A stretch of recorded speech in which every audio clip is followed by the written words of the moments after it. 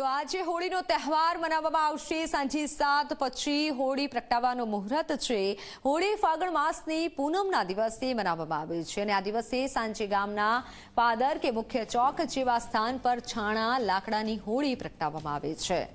બધા લોકો ત્યાં વાજતે ગાજતે હોળીની પ્રદક્ષિણા કરે છે। શ્રીફળ વગેરે પવિત્ર મનાતી વસ્તુઓથી તેમનું હોળીનું પૂજન કરે છે। જોકે ભારતમાં વિવિધ પ્રાંતો અને સમુદાયોમાં હોળીની ઉજવણીની અલગ અલગ રીતો હોય છે, પરંતુ દરેકની ભાવના એક જ હોય છે કે હોળી પ્રગટાવી અને આસુરી તત્વોનો નાશ કરવો અને દેવી શક્તિઓનું સન્માન કરવું।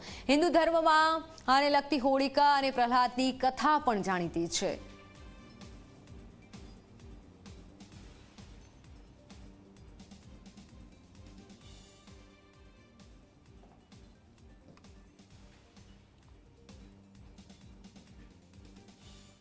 તો રાજકોટમાં રીલ્સ